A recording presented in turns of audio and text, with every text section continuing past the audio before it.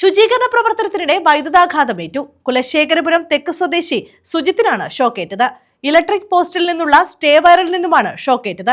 കൈക്കും പുറത്തും കാലിനും പൊള്ളലേറ്റു. കരുനാഗപ്പള്ളി കുലശേഖരപുരം തെക്ക് സ്വദേശി സുജിത്തിനാണ് വൈദ്യുതാഘാതമേറ്റത്. വീടിന് സമീപത്തെ കുളം വൃത്തിയാക്കുന്നതിനിടയിലാണ് വൈദ്യുതി പോസ്റ്റിൽ നിന്നുള്ള സ്റ്റേ വയറിൽ നിന്നും ഷോക്കേറ്റത്. ഇവിടെ എല്ലാ വർഷവും ഈ മഴക്കാല സമയമാകുമ്പോൾ പ്രദേശവാസികളൊക്കെ വെള്ളം ഒഴുകാൻ പോകാൻ വേണ്ടി കുളത്തിലിറങ്ങി നമ്മൾ എല്ലാവരും അവരായിട്ട് ഈ പാലൊക്കെ വൃത്തിയാക്കാറുണ്ട്.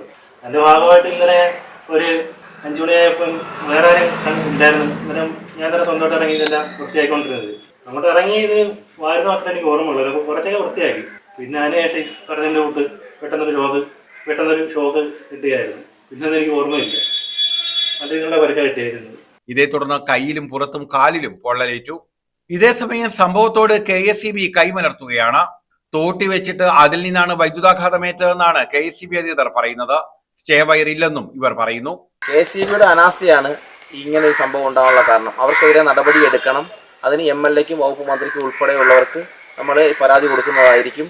തീർച്ചയായിട്ടും ഒരു ചെറുപ്പക്കാരൻ സേവനം ചെയ്യാൻ വന്ന ചെറുപ്പക്കാരനെ ഇല്ലായ്മ ചെയ്യുന്ന രീതിയിൽ അദ്ദേഹം ഏതോ വലിയ തെറ്റുകാരൻ എന്നുള്ള രീതിയിലാക്കിക്കൊണ്ടാണ് KSEB വന്ന് സൈറ്റ് മാസ്റ്റർ തയ്യാറാക്കിയിരിക്കുന്നത്. ഒരു തോട്ടി കൊണ്ട് ആവശ്യമില്ല. ഒരു തോട്ടി അവിടെ ചുമ്മാതിരുന്ന് തോട്ടി വെച്ചിട്ട് ഫോട്ടോ എടുത്തിട്ട് അവർ അനുമാനത്തിൽ ആ തോട്ടി കൊണ്ട് എന്തോ ചെയ്തതാണ്. അദ്ദേഹം ആ സ്റ്റേ കമ്പി തൊട്ടിട്ടില്ല. വെള്ളത്തിലേക്ക് കാല് കുത്തുമ്പോൾ അദ്ദേഹത്തിന് ഷോക്ക് അടിക്കുകയും അത് കണ്ടുവന്ന് 2 കൊച്ചു കുഞ്ഞുങ്ങൾ വന്ന് അവിടെ ബഹളം വെച്ചതിന്റെ അടിസ്ഥാനത്തിലാണ് ഇപ്പോൾ ആ ചെറുക്കൻ ജീവനോടെ ഇരിക്കേണ്ട കാരണം.